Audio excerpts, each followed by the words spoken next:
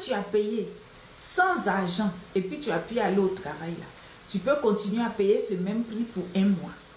Et le même Dieu qui est fidèle, si tu l'honores avec ton premier salaire, si tu l'as honoré en lui disant je suis reconnaissant, c'est grâce à toi que j'ai eu ce travail et c'est toi qui me donnais la force chaque matin.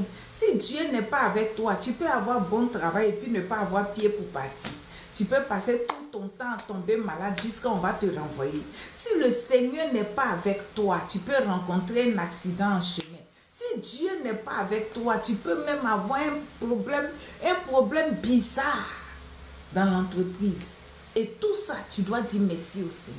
Et quand tu sais honorer Dieu, tu n'as pas à te soucier. Lui-même, il va te donner la promotion.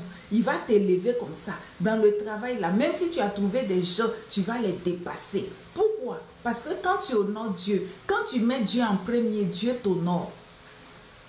Quand tu mets Dieu en premier, Dieu te met en premier. On a vu tout sur David. David honorait Dieu. David élevait les louanges au trône de l'Éternel. Dieu l'a élevé, l'a établi. Il est devenu le premier de sa nation. Dieu l'a établi roi. Mais quand tu oublies Dieu dans tout ce que Dieu fait pour toi, mais comment veux-tu occuper la première place? Quand tu veux être premier, fais de Dieu le premier de toutes choses dans ta vie. Que Dieu soit le premier. Que Dieu soit le premier. Le jour s'est levé. Tu as pu te lever du lit. Il y a des personnes qui n'ont pas pu. Mais ta première pensée, tes premières paroles vont à qui? Direction portable. D'autres vont penser à leur amour. D'autres vont penser à leurs enfants. D'autres vont penser à leur patron. Et celui même qui a fait que tu es là, est-ce que tu lui donnes les premières minutes de ta journée? Lui qui va mobiliser les anges pour te garder, pour ne pas que ton pied heurte une pierre. Est-ce que tes pensées vont vers lui? Les premières paroles vont vers qui? Pourquoi au milieu de la journée là-bas, tu cries son nom? Seigneur, au secours là. Est-ce que la première minute de ton réveil, les premières heures de ta journée, c'est quand tu te réveilles? Tu as dormi la nuit jusqu'à une fois tu t'es réveillé là. Voici les premières secondes, les premières minutes, les premières heures de ta journée. Dédie ça à l'Éternel. Ça ne va pas te tuer. 5 minutes pour dire merci au Seigneur, ça ne va pas te tuer. Ça va plutôt te booster, ça va plutôt te repositionner, ça va plutôt te donner à avoir une meilleure journée. C'est très important. Dieu, le premier de ma vie. Dieu qui occupe la première place dans ma vie. Dieu que je positionne dans chaque domaine de ma vie, le premier. C'est comme ça que tu vas voir une vie épanouie, une vie qui avance tranquillement, une vie sans stress, une vie sans souci. Ce n'est pas quand c'est chaud qu'il faut l'appeler. Ce n'est pas que quand tout est gâté, on l'appelle pour venir réparer. Non. Fais chemin avec lui, mais mets-le au premier rang. Tu veux faire un voyage, est-ce que Dieu est au premier? Est-ce que Dieu est au commencement? C'est quand tout est fini, maintenant où tu es assis dans l'avion, maintenant il dit, hey, Seigneur, il faut attraper l'avion là jusqu'à où on va arriver. Donc lui, il est le Béla de ta vie. L'Éternel est ton Béla qui soulève tes bagages. Ou toi tu ne peux plus soulever, c'est là lui il vient. Non, c'est pas comme ça. Tu dois le positionner dans ta vie, dans les études de tes enfants. Il doit être le premier. Tu ne te lèves pas comme ça, soulever ton enfant, les jeter dans une école sans l'accord de l'Éternel. Tu dois tout soumettre. Seigneur, mon enfant, l'enfant va commencer l'école. C'est dans quelle école tu veux que j'envoie l'enfant? Pas parce que j'ai les moyens. Non, non, non. Tu peux envoyer ton enfant dans une école et puis l'enfant va trouver la mort là-bas. Tu peux envoyer ton enfant dans une école, l'enfant va trouver les choses qu'on fait comme ça là-bas. Tu peux envoyer ton enfant dans une école, l'enfant va rencontrer des mauvais amis et sa vie va se gâter. Dieu seul qui connaît l'avenir de l'enfant, qui connaît le parcours qui lui a destiné là. C'est lui seul qui sait dans quelle école il faut emmener l'enfant, depuis le jardin jusqu'au doctorat à l'université, pour que l'enfant puisse suivre un cursus sans faute, sans faille, sans complication. Dieu seul connaît. Mais quand tu partais, tu ne l'as pas appelé. Quand tu partais là, tu ne l'as pas appelé. Tu t'es levé, brou, et puis tu allais faire. Maintenant, quand les douleurs commencent, tu cries pour l'appeler. Il n'est pas le pompier de ta vie. Si tu lui avais demandé, il allait te dire que cette école-là, ce n'est pas favorable pour ton enfant. Ce n'est pas favorable pour ton enfant. Mais c'est dans telle autre école, il faut envoyer l'enfant. Parce que souvent même, il y a des écoles où tu envoies ton enfant là. Hey. Si Dieu n'est pas avec toi, tu vas regretter. Il y a des classes où ton enfant tombe dedans. Si ton enfant a le malheur de tomber sur un professeur sorcier ou mystique, tu es foutu. Si ton enfant a le malheur de tomber dans un groupe d'élèves sorciers, tu es foutu. Donc tu ne peux pas te lever comme ça parce que tu as l'argent. Donc tu t'en vas inscrire ton enfant n'importe comment. Tout ça, on met Dieu en premier. En premier, on apprend à l'enfant à dépendre de Dieu, côté intelligence. On lui apprend tôt le matin, prie, parle à ton Dieu. À l'école, compte sur Dieu. Pour les devoirs, compte sur lui. Pour retenir, pour apprendre, compte sur lui. Appelle le Saint-Esprit au secours. Parmi tes amis, il faut te souvenir que l'école là, tu es là-bas au nom de Jésus-Christ. École où tu t'en vas là, toi tu es le représentant direct de Jésus dans l'école là. Donc tu as obligation de bien te comporter pour ne pas que le nom de Jésus-Christ soit sali à cause de toi. Tu dois être un modèle pour que tes camarades aussi puissent venir à Jésus. L'enfant doit savoir ça. Tu dois apprendre à l'enfant à mettre Dieu en premier dans ses études. Pour que Dieu puisse le prendre un peu, jusqu'à il va arriver où il doit arriver. Ce n'est pas ton argent qui pousse l'enfant. On a vu des milliardaires, leurs enfants ne sont rien devenus. Mais c'est l'Éternel. Les enfants que Dieu nous a donnés, c'est Dieu qui les arrose. C'est l'Éternel qui les fait prospérer dans les études. L'intelligence là, c'est Dieu qui donne. Ton enfant peut être premier de la classe et puis un matin, il ne comprend plus rien parce que le monde des ténèbres a remué quelque chose. Mais c'est l'Éternel qui veille sur l'intelligence de tes enfants. C'est l'Éternel qui fait que l'enfant réussit. C'est l'Éternel qui fait que l'enfant va matin, l'enfant revient le soir. Donc l'enfant aussi là, tu dois lui apprendre Dieu, à mettre Dieu en premier dans sa vie. C'est important. La vie que nous menons, Dieu ne doit pas être oublié et puis c'est quand on a besoin de lui. L'Éternel n'est pas ton vigile. Où il est devant la porte, c'est quand il y a danger, on l'appelle. Quand on voit un reptile dans la maison, on crie son nom là-bas. Il n'a pas le droit d'être dans la maison, mais quand tu vois un reptile dans la maison, bien tu vois, la salamandre dans la maison, là tu cries le nom du gardien. L'Éternel n'est pas comme ça. L'Éternel n'est pas comme ça dans ta vie.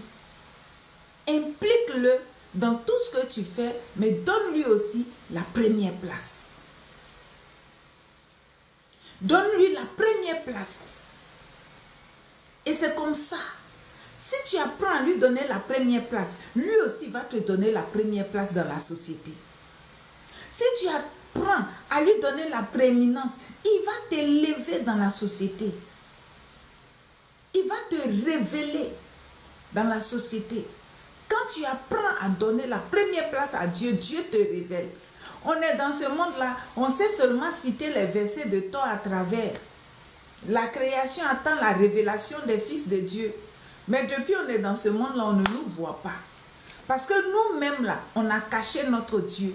Dans notre propre vie, Dieu n'occupe pas la première place. Maintenant, nous, on veut le présenter au monde. Mais dans ta propre maison, Dieu n'est pas premier.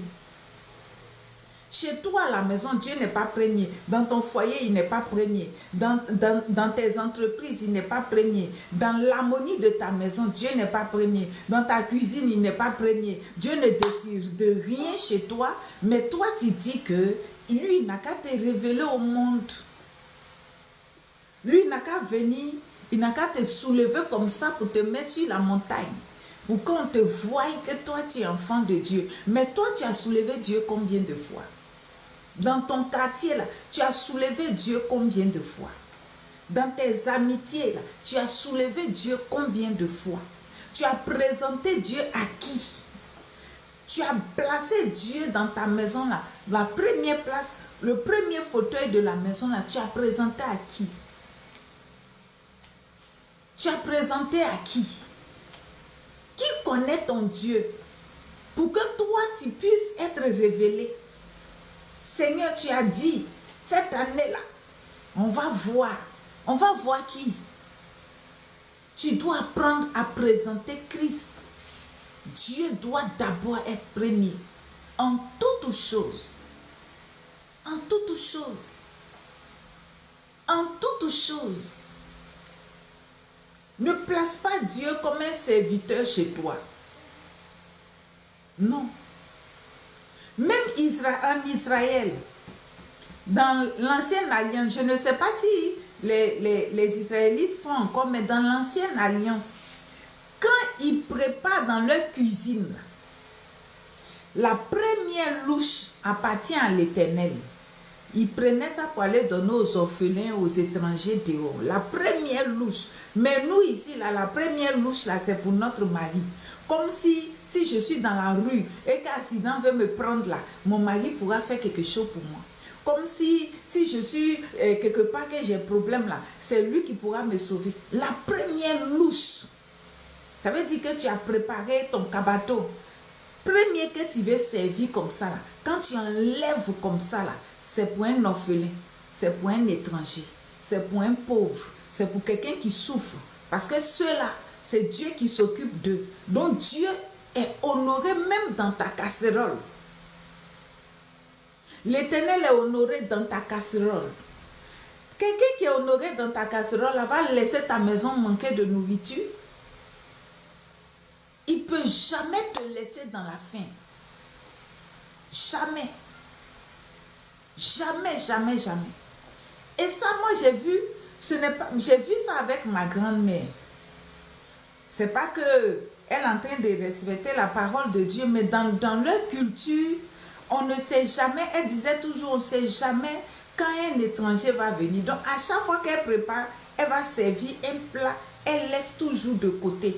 Elle sert bien comme si on a servi quelqu'un qui attend. Parce qu'on ne sait jamais, un étranger va venir. Donc, quand elle fait sa nourriture, il y a toujours un plat qu'elle va servir. Tu lui demandes, mais ça là, c'est pour qui? Ça y est là. Et souvent, quand l'étranger vient, tu vois que c'est ce repas-là qu'on donne rapidement à l'étranger. Mais tout ça, là, nous autres, là, on ne fait pas. On n'honore pas Dieu. On ne fait pas du bien aux étrangers. On ne fait pas du bien aux orphelins. Jamais, jamais, jamais. Fête arrive. Tu as payé des habits pour tes enfants. Et tu n'as pas pensé à un seul orphelin pour dire, attends, si mes enfants s'habillent, il faut que j'honore l'Éternel. Je dois donner la première place. Donc, il faut que je prévoie un petit habit quand même pour un orphelin. C'est important. Le début de l'année, il faut visiter les orphelinats. Tu peux même débarquer avec du pain, avec du lait, avec de la nourriture, selon tes moyens. Ce n'est pas seulement les multimilliardaires qui doivent donner aux orphelins. Tu dois penser à honorer Dieu. Le premier mois de l'année, deuxième mois de l'année, troisième mois, nous-mêmes, notre année biblique, notre mois biblique, premier mois biblique est en train d'arriver. Donc, ce n'est pas encore tard de faire du bien autour de toi en honorant l'Éternel.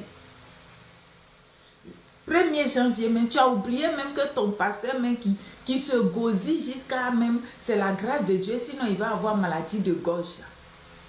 Pour que toi tu entendes que ta vie soit transformée. Là.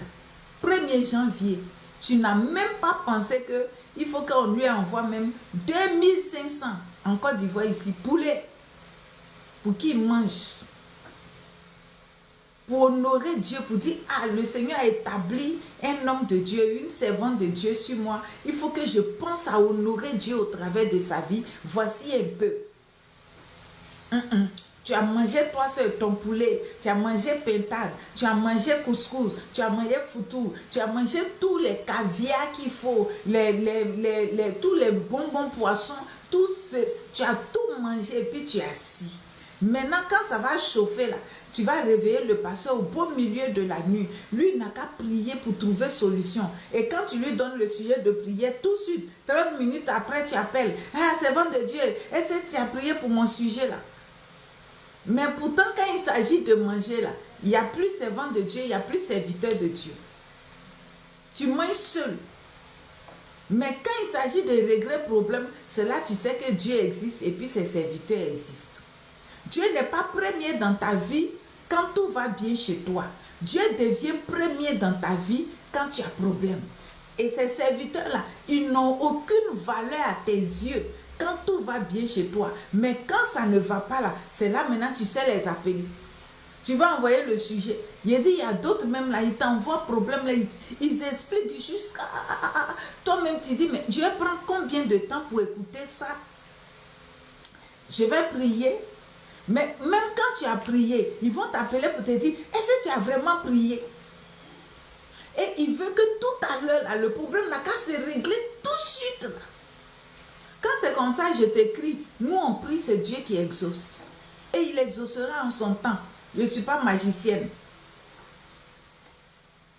Donc quand tu as problème là, c'est là que tu sens que Dieu doit venir vite. Mais quand ça va bien là, tu oublies que tu dois honorer Dieu. Quand ça va bien, tu oublies que Dieu a établi des serviteurs et des servantes de Dieu et que eux aussi là, ils ont des charges. Aujourd'hui, beaucoup de gens disent les serviteurs de Dieu sont des escrocs et qu'ils n'ont qu'à aller travailler. Pourquoi ils prennent des offrandes? Ça rentre ici, ça sort là-bas.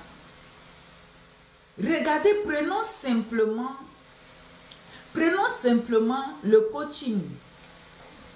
Tous ceux qui disent que nous sommes des coachs et puis ils donnent des conseils. Là. Quand tu t'en vas voir un coach, les minutes, même si le coach a parlé avec toi 5 minutes, là, tu payes. Le simple fait qu'il s'est assis, il t'a écouté, là, tu payes. Si malheur pour toi, il t'a donné conseil, tu payes aussi. Tu payes tout ça, hein? Mais quand tu sors là, tu trouves que c'est normal. Mais si un serviteur de Dieu t'a écouté, tu ne payes pas. Si t'a donné conseil, tu ne payes pas. Même quand il y a un résultat, tu ne payes pas. Des fois même, il se met dans jeûne et prière pour toi, ton problème. Quand le problème est résolu, tu ne payes pas. Même pour l'appeler, pour dire, pasteur imbécile là, excusez-moi du thème. Que j'ai été exaucé. Non, c'est au prochain problème que tu l'appelles encore. Ça veut dire, quand ce problème est réglé là, une fois que le pasteur ne te voit plus, c'est que tu es exaucé. C'est au prochain problème que le pasteur va te voir encore. Maintenant, quand c'est comme ça, comment est-ce que tu veux que ta vie avance? Tu veux que ta vie aille de l'avant comment? Quand tu n'es pas reconnaissant, quand tu ne peux pas mettre Dieu au premier, quand tu ne peux pas honorer, même tu ne peux pas dire merci, tu ne peux pas... Non. Comment est-ce que ta vie va avancer? Quand tu veux avoir la première place, il faut mettre Dieu à la première place. Il faut mettre Dieu à la première place de ta vie. N'oublie jamais ce que je suis en train de te dire aujourd'hui. Parce que Dieu, c'est vrai, il s'occupera toujours de ses serviteurs. Dieu, il sera toujours là en train de continuer à faire du bien dans ce monde. Mais je ne crois pas que les choses vont aller pour toi comme tu le veux si tu ne mets pas Dieu en priorité. Il viendra toujours te sauver. Comme tu le vois comme un pompier, il viendra comme un pompier. Comme tu le vois comme un vigile, il viendra comme un vigile. Tu le vois comme je ne sais pas, un secouriste, il viendra comme un secouriste. Mais il y a des choses que tu pouvais éviter si tu sais le faire. Si tu sais le faire. Il est temps de commencer à ouvrir les yeux. Tu es dans l'église, tu es dans la maison de Dieu. Ouvre les yeux, regarde quels sont les besoins de Dieu. Quels sont les besoins de Dieu dans l'église? Souvent, là, ton pasteur qui te prêche, il a 5 mois de loyer impayé. Mais vous attendez que les gens fassent sortir ça sur les réseaux sociaux pour dire, oh, le pasteur là n'a pas payé son loyer. Souvent même où tu t'assois pour prier là, le loyer n'est pas payé. Mais ça, tu ne vois pas. Toi, tu ne vois que tes problèmes. Tu ne vois que tes problèmes. C'est les enfants des pasteurs qui sont les derniers à être inscrits à l'école. C'est eux qu'on renvoie toujours. Mais c'est toujours les pasteurs qui prient. C'est eux qui obligent leurs enfants à jeûner pour toi, ton sujet. Après, ils vont faire le bilan pour dire, oh, mais pourquoi les enfants des pasteurs là même là, leur vie se rate comme ça? Mais quand vous avez envoyé des engrais de négativité, quand l'enfant vivait, l'enfant était petit, l'enfant voit que chez son papa là, il n'y a rien, il y a toujours rien. Mais c'est toujours lui qui prie là, ça casse sa foi. Il n'y a toujours rien qui marche. Quand l'enfant a grandi, depuis il est petit, on dit Jésus est Seigneur, on dit Jésus est Seigneur, mais toujours c'est eux qui ont fait, toujours c'est eux qui n'ont pas de voiture, ils n'ont pas de maison, c'est eux toujours en chasse, c'est leur courant on vient couper, leur eau est toujours coupée. Donc l'enfant regarde, c'est eux qui vont à l'école en retard, c'est eux qu'on n'inscrit pas vite, c'est eux qui n'ont pas toutes leurs fournitures. L'enfant regarde et dit mais, donc quand l'enfant fait son analyse là, l'enfant préfère aller dans le monde que de suivre Jésus. Parce que l'enfant se dit que mais, ce Dieu-là, il n'est pas fidèle. Maintenant, c'est vous là qui allez venir faire le point que l'enfant du pasteur là, il a dévié. Alors que vous êtes la cause. Aujourd'hui, là, il faut savoir, c'est les chrétiens qui sont à la cause, qui sont à la base de l'échec des fils et des filles des pasteurs. Pourquoi? Parce que vous n'ouvrez pas les yeux. Vous n'observez pas. Vous ne regardez pas. Souvent, vous regardez un peu. L'onction donne la force. Souvent, là, tu ne te portes pas bien. Tu es malade. Mais quand quelqu'un vient tout de suite et que la personne a besoin de Dieu, là, une fois que tu te lèves, l'onction te fortifie. Tu t'en vas, tu vas prier. Tu vas écouter la personne, tu vas donner les conseils, tu vas prier pour la personne va partir bénie. Maintenant, toi, quand tu reviens, une fois que l'onction se calme, nettoie, ta maladie reprend. Cette vie-là, ouvrez les yeux. L'église a des besoins, ouvrez les yeux, on n'a pas besoin de parler. Quand Dieu a des problèmes là, est-ce que toi tu vois? Quand Dieu a les problèmes, est-ce que tu viens à son secours? Pour que toi aussi, quand tu dis clac, et puis il va courir. Mais quand Dieu a les problèmes, tu fais comme tu ne vois pas. Parce que Dieu n'est pas ta priorité. Dieu n'est pas ta priorité. Dieu n'est pas ta priorité, donc tu ne vois pas. Tu ne vois pas que le temple est en train de se pencher. Tu ne vois pas qu'il y a fissure. Tu ne vois pas que ton pasteur a maigri parce qu'il ne trouve pas à manger. Tu ne vois pas que le pantalon est délavé. Tu ne vois pas que la servante de Dieu là, est dans le même pagne depuis longtemps. Tu ne vois pas. Donc comme tu ne vois pas, Dieu n'est pas ta priorité. Mais il va prendre... Non seulement il ne gagne pas bien pour manger, donc il a des carences de vitamines, mais il va venir jeûner encore pour toi. Parce que Dieu n'est pas ta priorité. Et une fois que Dieu a fini Une fois que tu as reçu, bye bye. C'est là maintenant, c'est là tes yeux s'ouvrent, tu vois que l'église n'est pas marbrée. Non, non, non, il faut que tu ailles où tout est marbré. Non, l'église, il n'y a pas beaucoup de gens ici. Non, il faut que j'aille où il y a du monde. Pourquoi? Parce que maintenant, tu remis clé de voiture. Non, ton véhicule ne peut pas venir garer devant la petite église où tu venais fatiguer le pasteur. Non, il faut que tu gares maintenant où il y a une grande église. Mais quand on fait ça, comment est-ce qu'on veut que Dieu nous conduise à bon port? Comment voulez-vous que Dieu vous envoie à bon port? C'est pour ça qu'il y a beaucoup qui échouent. C'est pour ça que la bénédiction commence et puis ça tombe. C'est-à-dire au lieu que ça monte là, ça fait comme ça. Et puis ça tombe. Ça tombe, ça va tomber. Pourquoi? Parce que tu ne commences pas avec Dieu. Tu ne fais pas bien. Tu ne fais pas bien. Ça va tomber. Que Dieu soit ta priorité. La première place. Que Dieu soit ta première place. Non, c'est maintenant tu vas commencer à calculer. Toi, tu trouves un pasteur qui peut jeûner pour débloquer 100 millions. Un pasteur jeûne pour débloquer 100 millions. Maintenant, toi, tu attrapes la dîme dans la main, tu trouves que c'est trop. Maintenant, lui, il s'est privé de nourriture. Il a pris son temps, il a pris ses minutes, ses secondes pour te soutenir dans la prière. L'argent est débloqué. Tu trouves que la part de Dieu, là, c'est trop. Maintenant, tu crois que le prochain projet, là, tu vas avoir. Même si le pasteur est le plus bon de tous les hommes de Dieu sur terre, son Dieu n'est pas bête. Même s'il est bon de cœur, puis lui, il ne va rien dire. Il va te laisser partir. Mais son Dieu n'est pas bête. Son Dieu, là, il saura comment il va faire. Et puis, tu vas aller. Et puis, ça ne va pas marcher. Parce que ce qui est pour César, là, on donne à César. Mais ce qui est pour Dieu, là, il faut donner à Dieu. Parce que quand vous dites les hommes de Dieu n'ont qu'à aller travailler, aujourd'hui nous tous on travaille. Aujourd'hui là, tous les hommes de Dieu travaillent, chacun a attrapé quelque chose. Donc maintenant vous pleurez. Non, dans les églises, les hommes de Dieu s'occupent plus des fidèles. Mais c'est quel temps j'ai pour m'occuper de toi? Si je m'assois pour m'occuper de toi là, qui va payer mon loyer? Non, les hommes de Dieu n'ont plus le temps. Mais on n'a plus le temps. Tout le monde est devenu homme d'affaires, servante de Dieu, femme d'affaires. On n'a plus le temps.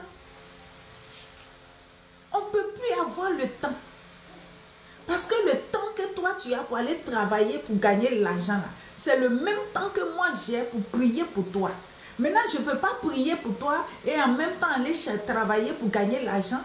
Ce n'est pas possible. Soyons justes et intelligents, soyons sages. Je ne peux pas prendre 1 heure de temps pour prier pour toi alors que les 1 heure là, je peux faire un travail pour me rapporter de l'argent. Donc que chacun prie pour lui. Je ne peux pas aussi prendre le temps pour chercher à comprendre les Écritures. Je dois m'enfermer dans la présence de Dieu pour que le Saint-Esprit m'explique la parole, le comment vivre et que je vienne te communiquer. Je ne peux pas prendre ça. Pour faire ça, parce que je dois aller travailler pour gagner ma vie aussi. Moi aussi, j'ai envie d'avoir des belles maisons. Je veux avoir de jolies voitures. Moi aussi, là, je veux aller sur les plages d'Hawaï. Moi aussi, je veux voyager. Maintenant, pourquoi moi, je vais me priver de travail pour prier pour toi? 1. Préparer les messages pour venir nourrir ton âme. 2. Et quand je prie pour toi, les esprits de représailles de ta famille, de tes démons là, reviennent contre moi et mes enfants.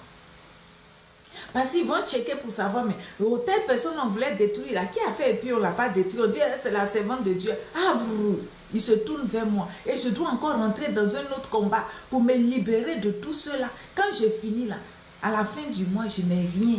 Donc quand je regarde 1 fois, 2 fois, 3e fois, je m'en vais travailler. Quand tu m'appelles, je suis occupée. Quand tu as tes problèmes, tu envoies tes sujets, je regarde, je fais vue ignorer. Le jour où j'aurai un petit bout de temps, je vais regarder. Et là, tu vas dire, la servante de Dieu, là, elle se prend trop. Tant que Dieu ne ne sera pas notre priorité. Dans l'ancienne alliance, quand les offrandes ne venaient plus au temple, les sacrificateurs ont démissionné. Parce que l'ouvrier mérite son salaire. Et vous ne considérez pas que le travail de Dieu, là, c'est un travail. Vous ne considérez pas que prier pour quelqu'un, c'est un travail. Vous ne considérez pas que prêcher, chercher les messages, se disposer, recevoir, communiquer, c'est un travail. Vous ne considérez rien. Les hommes de Dieu sont des paresseux. Les hommes de Dieu sont des escrocs. Ok. C'est vrai. C'est la vérité. C'est pour cela qu'aujourd'hui, tous les serviteurs et les servantes de Dieu travaillent. C'est pour cela qu'ils n'ont plus le temps. Vous allez dans une église aujourd'hui, il y a plein d'églises qui n'ont plus de groupe de délivrance. Parce que qui va venir s'asseoir là pour vous délivrer et puis mourir de faim? Il n'y en a plus. Et tous les fidèles ont leurs démons dans leur corps et puis se promènent avec. Il n'y a plus de groupe d'encadrement. Qui va venir s'asseoir pour t'encadrer et puis demain tu vas lui dire, toi tu es trop paresseux, va travailler. Donc quand tu me dis d'aller travailler là, moi je t'encadre ou bien c'est mes heures où je dois dormir là que je dois prendre pour t'encadrer. C'est le moment de mon repos là, je prends pour t'encadrer. Prenons Dieu pour le premier dans notre vie. Et soyons justes, ne soyons pas ingrats. Tu es venu à l'église avec plein de problèmes.